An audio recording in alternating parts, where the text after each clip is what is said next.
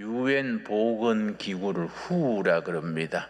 WHO, WHO에서 건강에 대한 정의를 최근에 고쳤습니다. 한 4년 전부터 종래에 인간의 건강이라는 것은 세 가지, 신체적으로 병이 없고 정신적으로 건전하고 사회적으로 건강한 것을 건강이라고 세계보건기구에서 정의를 했었습니다. 그러나 몇 년 전부터 유엔 보건기구에서 건강에 대한 기준을 고쳤습니다. 세 가지에서 네 가지, 이 네 가지가 합쳐진 것이 참된 건강이다. 첫째는 신체적으로 건강한 상태, 둘째는 정신적으로 건전한 상태, 셋째는 인간관계에 있어서 균형 잡힌 상태, 그 하나가 더 들어갔습니다. 영적으로 올바른 영성을 가지는 상태, 합쳐서 건강이라고 유엔 기구에서 그렇게 정의를 했었습니다. 영성이라면은 전 세계 두 민족이 두드러집니다. 우리 유라시아 대륙이라면은 유럽과 아시아를 합친 대륙을 유라시아 대륙이라 하는데, 유라시아 대륙의 서쪽에 이스라엘이 있습니다. 동쪽에 코리아가 있습니다.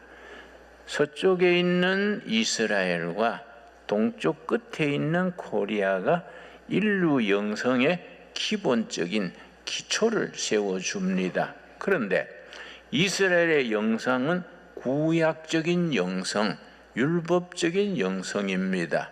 벌써 시대에 뒤떨어진, 그걸 영어로는 out of date라고 표현을 합니다. 그러나 한국의 영성은 미래지향적인, 시대를 이끌어가는 영성, 그런 영성입니다. 여러분, 신약적인 영성입니다. 복음적인 영성입니다. 그래서 한국교회가 왜 중요하냐 하면은 기독교 출발지인 유럽이 기독교가 거의 쇠퇴해서 개점 휴업처럼 되어 있습니다. 대표적인 경우가 잉글랜드, 영국의 경우인데, 영국에 한창 100년, 200년 전에 교회가 차고 넘쳤을 때 석조로, 돌로 교회를 잘 지었습니다. 텅텅 비어서 지금은 석조로 된 큰 교회에 30명, 40명 할아버지들이 나와서 예배를 드리니까 전기세를 내지 못해서 교회를 매물로 내놨습니다. 그 영어로 매물이 포세일이죠. 매물로 내놨는데 그 누가 사느냐? 이슬람들이 그걸 사가지고 모스크, 이슬람 성전을 모스크라 그럽니다. 영국 전국에서 교회였던 건물이 이슬람 모스크로 바뀐 경우가 640군데입니다. 심각한 문제입니다. 미국 교회는 유럽 교회보다는 훨씬 더 아직 살아 있습니다만은 복음적인 전통에서 많이 벗어나 있습니다. 그런데 한국 교회가 세계 교회가 새 출발할 수 있는 새로운 출발점이 됩니다. 그래서 하나님께서 한국 교회를 아끼시고, 한국 교회를 아끼시기 때문에 우리 민족, 우리 백성들을 아끼십니다. 한국 교회는 우리가 생각하는 것보다가 세계 교회 사상 굉장히 중요합니다. 한국 교회에서 새로운 복음 운동의 출발점이 되는 겁니다. 여러분, 누가복음 12장 49절에 예수님께서 이르시기를 내가 세상에 불을 던지러 왔다. 그 불이 이미 붙었으면 내가 무엇을 원하겠는가? 예수님의 말씀입니다. 예수님이 세상에 왜 오셨느냐? 세상에 불 던지러 오셨다는 겁니다. 하늘의 불, 성령의 불, 인간 영혼을 깨우치고 구원에 이르게 하고 망해가는 나라 사회를 새롭게 할 수 있는 그 불을 던지러 오셨다는 겁니다. 내가 던진 불이 이미 붙었으면 내가 뭘 더 원하겠는가? 누가복음 12장 49절입니다. 그래서 사도행전 2장 1절서 4절 사이에 오순절 성령의 불이 임함으로써 교회가 시작이 되었습니다. 사도행전 2장 1절서 4절 오순절 성령의 불의 역사가 교회의 생일입니다. 그 교회가 성령의 불로 인해서 백성들의 영혼이 깨어나고 생각이 바뀌고 사고방식 바뀌어가지고 어두운 절망의 세계를 희망의 세계로 그렇게 부패하고 낙심하는 백성들에게 희망의 불씨를 붙여주는 것이 복음의 알맹입니다. 그래서 오늘 디모데전서 3장 우리 한번 찾겠습니다. 디모데전서 3장 16절 말씀 신약성경 339페이지입니다. 디모데전서 3장 16절에 복음의 신비에 대해서 일러줍니다. 크도다 경건의 비밀이여 놀랍도다 경건의 비밀이여. 이때 비밀은 숨기는 비밀이 아닙니다. 사람의 언어로 표현할 수 없는 비밀, 신비입니다. 신비. 크도다 복음의 신비여 크도다 경건의 신비여. 인간의 말로 표현할 수 없는 하늘로부터 오는 깨우침, 하늘로부터 오는 불씨, 하늘로부터 오는 새로운 출발의 능력, 이게 복음의 신비입니다. 크도다 경건의 비밀이여 놀랍도다 복음의 신비여, 그런 의미입니다. 그렇지 않다 하나니 없도다. 그는 육신으로 나타난 바 되시고 복음의 신비의 첫째는 하나님이 말씀이신 하나님이 사람의 육신이 되었습니다. 기독교 복음의 출발점이고 핵심이 됩니다. 여러분 요한복음 1장 14절 한번 찾겠습니다. 요한복음 1장 14절 복음의 신비의 가장 중요한 출발점이 요한복음 1장 14절입니다. 교회는 항상 요한복음 1장 14절 복음의 그 신비에서부터 시작을 하고 거기서 마칠 수 있어야 됩니다.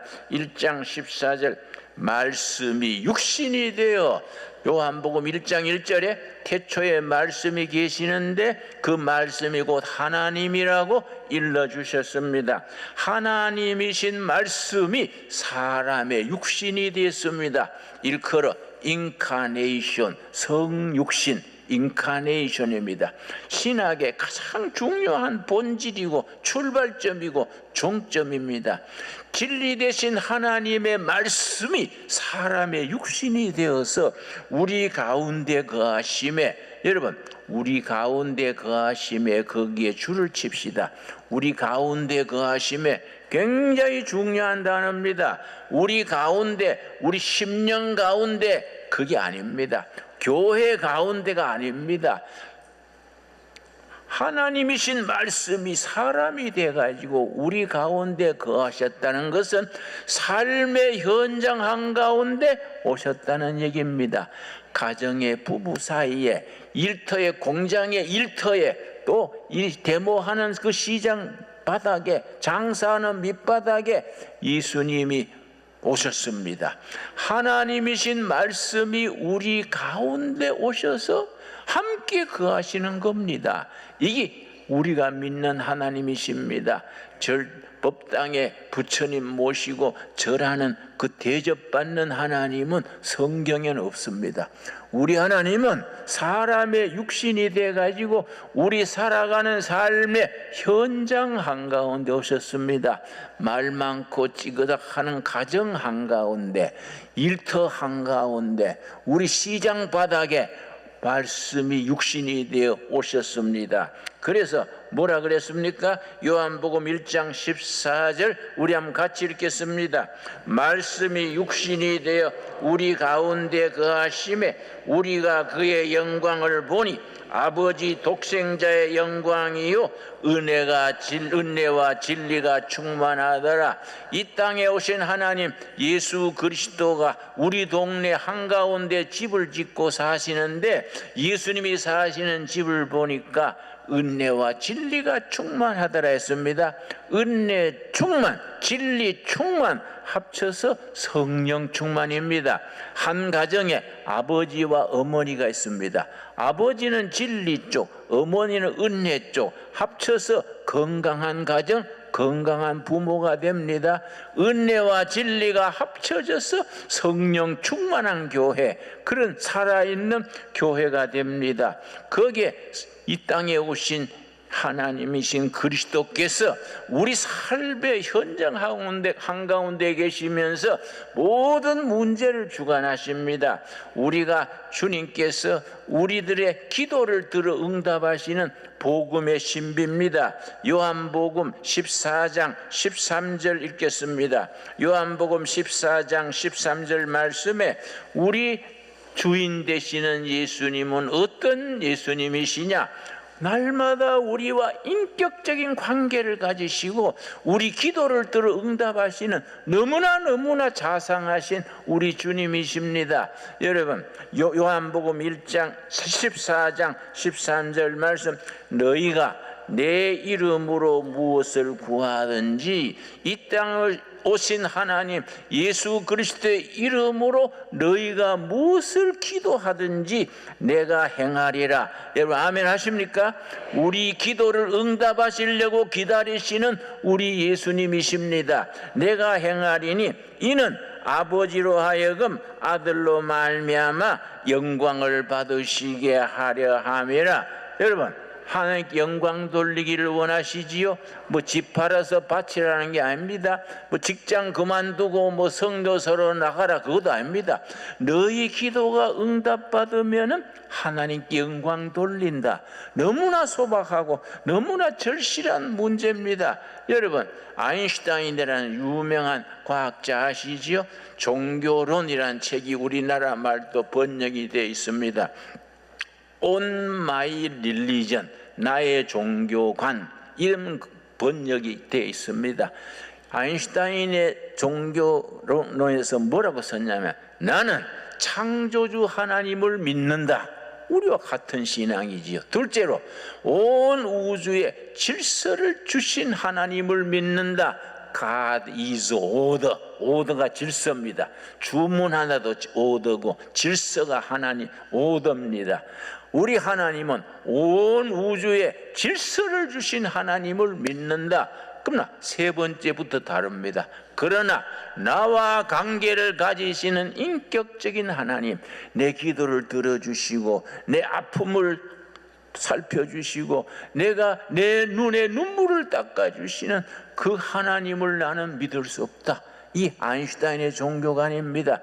그런 점에서는 우리가 IQ는 아인슈타인보다 훨씬 떨어져도 우리는 축복받은 사람들입니다. 예수 그리스도께서 우리 기도를 들어 응답하셔서 하나님께 영광 돌리는 우리는 신앙을 가지고 있습니다. 여러분, 그래서 너희는 부르짖어라. 내가 부르짖으면 내가 응답하겠다. 그러고 너희들이 상상하지 못하는 크고 놀라운 일을 보여주리라. 여러분, 예레미야서 33장입니다. 예레미야서 33장에 우리에게 주시는 위대한 약속이 있습니다. 이 약속 붙들고 우리가 한 세상을 살아가는 겁니다. 예레미야 33장 2절 말씀, 이 일을 행하시는 여호와, 구약성경 1106페이지 중요한 말씀이니까 시간이 걸려도 천천히 다 찾으시기를 바라고, 예레미야서 33장 2절 3절은 우리가 다 암송해야 될 소중한 말씀입니다. 이런 말씀은 우리 뼈속에, 피 속에, DNA 속에 딱 박혀 있어야 됩니다. 일을 행하시는 여호와, 행동하시는 여호와입니다. 여러분, 교회당에서 대접받고 계시는 할아버지 같은 하나님은 없습니다. 우리 삶의 현장에서 찢고 뽑고 싸우고 다투는 인생살이 현장에서 행동하시는 하나님, 우리 하나님이십니다. 얼마나 성경의 하나님이 멋있는지 이런 말씀 읽으면 가슴이 뛰고 주먹에 힘이 옵니다. 야, 이런 하나님 섬기고 한번 멋진 인생을 살아봐야지, 그렇게 우리가 다짐하게 됩니다. 일을 행하시는 여호와, 그것을 만들며 성취하시는 여호와, 여러분의 삶과 여러분의 가정과 여러분의 실패와 성공 속에서 하나님께서 하나님의 일을 이루어 가시는 것을 믿을 수 있게 되기 바랍니다. 여러분, 우리 한국 사정이 어렵지요? 이 어려운 난장판 속에서 예수님께서 행동하십니다. 모든 것을 무질서를 질서를 주시고 절망을 희망으로 변하게 하시고 낙심하는 성도들에게 내일에 대한 확신을 심어주시는 하나님이 우리가 믿는 하나님이십니다. 여러분, 아멘 하십니까? 그 하나님을 딱 손에 붙들고 어떤 역경, 어떤 난관도 돌파해 나가는 겁니다. 일을 행하시는 여호와, 그것을 만들며 성취하시는 여호와, 그의 이름을 여호와라 하는 그가 이와 같이 이르시는도다. 3절이 우리에게 주신 약속의 말씀입니다. 예레미야서 33장 3절 말씀, 이런 말씀은 우리 몸속에 딱 자리 잡고 있어야 됩니다. 너는 내게 부르짖어라, 내가 너게 응답하겠고 너가 알지 못하는 크고 은밀한 일을 너게 보이리라. 너는 부르짖어라, 응답하겠다. 이 말을 뒤집으면 무슨 말이 됩니까? 부르짖지 않으면 응답이 없습니다. 여러분, 회사 생활 해보셨지요? 밑에서 결제 서류가 올라가면 위에서 결제를 냅니다. 여러분, 결제 서류가 올라가지 않으면 결제가 나지 않습니다. 우리가 땅에서 하나님께 부르짖어서 하나님의 보호자에 우리 기도가 올라갔을 때에 하나님께서 응답하십니다. 너는 내게 부르짖어라, 내가 응답하겠고 너가 알지 못하는 크고 은밀한 일을 내가 보이리라. 여러분, 상상하지 못하고 기대하지 못하고 꿈꾸지 못하는 위대한 비밀, 위대한 미래를 약속하십니다. 위대한 미래, Great Future. 우리 성도들에게는, 신강둘의 교회는 우리가 느끼지 못하는 위대한 미래가 우리 앞에 기다리고 있는 것을 확신할 수 있게 되기 바랍니다. 여러분, 영국의 엘리엇라는 유명한 참 뛰어난 시인이 말했습니다. 악한 무리는 사자같이 용감하고 선한 무리는 죽은 양과 같다. 양이 얼마나 순합니까? 순한 양이 죽어 있으니까 얼마나 더 순합니까? 그런데 악한 무리, 못된 무리는 사자같이 날뛰는데 선한 무리는 죽은 양같이 순해가지고 애당 안에서 주여 주여 불쌍히 여겨 주시옵소서 그럽니다. 여러분, 불쌍은 절에 가서 찾아야 돼요. 여러분, 우리 하나님은 삶의 현장 한가운데서 행동하시는 하나님, 우리 기도를 들으시고 위대한 미래를 약속하시는 하나님이십니다. 여러분, 오늘 본문에 뭐라고 그랬습니까? 로마서 11장, 우리 다 같이 찾겠습니다. 로마서 11장에 예수님, 하나님께서 뭐라고 하셨습니까? 구약 시대에, 엘리야 시대에 바알 앞에 다 무릎 꿇고 변질되고 죽고 도망치고 했는데, 그때 하나님께서 엘리야에게 걱정 마라, 남은 자 7,000명을 남겨뒀다, 남은 자 7,000명 있다, 그렇게 말씀하셨습니다. 로마서, 신약에 와서 로마서 11장 4절 말씀, 4절, 그에게 하신 대답이 무엇이냐? 하나님이 엘리야에게 하신 말씀이 무엇이냐? 내가 나를 위하여 바알에게 무릎 꿇지 아니한 사람 몇 명입니까? 7,000명을 남겨두었다 하셨으니, 여러분 신강도론 교회도 그 남은 자 7,000명이 이 속에 있는 줄 믿습니다. 교회마다 골짜기마다 남은 자 7,000명 속에서 하나님의 백성들이 마지막 날에 나라 지키고 백성을 구하고 세계에 우뚝 서선 복음 한국을 세우는 일에 일꾼들을 남겨두셨다 했습니다. 여러분 5절 같이 읽겠습니다. 로마서 11장 5절입니다. 그런즉 이와 같이 지금 또 은혜로 택하심을 따라 남은 자가 있느니라. 여러분 아멘 하십니까? 여러분 이 엘리야 시대에만 남은 자가 있었던 게 아니다. 지금 이 시대에도 남은 자가 있다. 하나님께서 다 썩고 흔들리고 변질한 것 같아도 하나님이 남은 자를 남겨두셨다. 이 시대에도 남은 자가 있느니라. 하나님의 역사는 그 남은 자를 통해서 세상을 새롭게 하십니다. 세상을 변화시킵니다. 여러분 히브리서 13장 히브리서를 제5복음서라고 말합니다. 히브리서 13장 마지막 부분에 뭐라고 했습니까? 히브리서 13장 10절 말씀 우리 같이 읽겠습니다. 히브리서 10장 13절 오늘 우리 시대에 하나님께서 우리들에게 주시는 살아계신 하나님의 살아있는 말씀입니다. 10절 우리에게 제단이 있는데 그 위에 있는 제물은 장막에서 섬기는 자들이 이 제단에서 먹을 권이 없나니 이스라엘 백성들이 매년 7월 10일에 대속죄일 제사를 지낼 때에 제물을 제사장들이 먹을 권한이 없다. 그 제물을 제단에 올리고 그 고기는 제단 밖에 세상에 나가서 불태웠습니다. 그 말씀하시고 11절에 뭐라 그랬습니까? 이는 죄를 위한 짐승의 피는 대제사장이 가지고 어디에 들어갑니까? 성소로 지성소로 들어갑니다. 그 육체는 영문 밖에서 불사름이라 피는 지성소에 가서 속죄 제사를 지내고 그 육체 짐승의 몸은 제단 밖에 세상에 나가서 불태운다 했습니다. 12절 그러므로가 중요합니다. 그러므로 예수도 자기 피로서 그 백성을 위하여 거룩하게 하렸고 성문 밖에서 고난을 받으셨니라.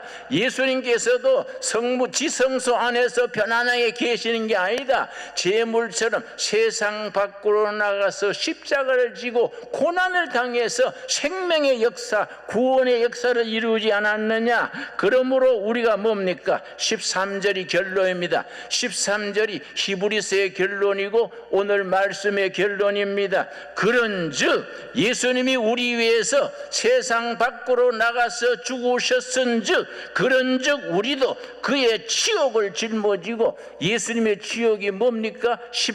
십자가의 치욕을 짊어지고 영문 밖으로 그에게 나아가자. 세상으로 나아가자. 죄 많고 말 많은 세상으로 나아가자. 여러분 은혜 받아가지고 예배당 안에서 아멘 하고 있으라는 게 아닙니다. 그러므로 예수님이 세상에 나가서 고난당하시고 십자가 지시고 죽지 않으셨느냐? 그러므로 너희도 십자가를 지고 세상으로 나가라. 세상으로 나아가서 병들고 낙심하는 백성들에게 희망의 불씨를 던지고 생명 역사를 일으키는 그 일을 해야 될 거 아니냐. 여러분 이 말씀에 우리가 아멘으로 화답할 수 있게 되기를 바랍니다. 히브리서 13장 13절 우리 한번 같이 읽겠습니다. 그런즉 우리도 그의 치욕을 짊어지고 영문 밖으로 그에게 나아가자. 아멘 하십니까? 세상으로 나가자. 거기에 누가 계시느냐? 예수 예수님이 계시는 세상으로 나가자, 있는 자리에서 복 받았다고 할렐루야 하는 게 아니다. 예수님이 세상 밖에 나가서 십자가를 지지 않았느냐? 그러므로 우리도 세상으로 나가자, 예수님을 따라 나아가자. 여러분, 19세기의 이태리가 지금 한국처럼 혼란에 빠졌습니다. 백성들은 갈팡질팡하고 지도자들은 어쩔 줄 모르고 자기 이권에 빠져 있고, 그럴 때 여러분, 위대한 마찌니라는 애국자가 등장했습니다. 마찌니가 이태리 청년당이라는 조직을 만들어 가지고 골목골목 다니면서 청년들에게 호소했습니다. 청년 여러분, 우리 조국은 여러분에게 잠 못 자는 밤의 행군과 전쟁터의 아픔과 상처와 피와 눈물을 드립니다. 그리고 이태리의 영광을 약속합니다. 여러분, 전쟁터의 그 아픔과 피와 눈물을 드립니다. 청년들이 아무도 안 갈 것 같았지요? 구름대처럼 모였습니다. 구름대처럼. 그래서 6만 명이 모여가지고 병든 이태리를 다시 일어설 수 있게 했습니다. 여러분, 이태리가, 마찌니가 문제가 아닙니다.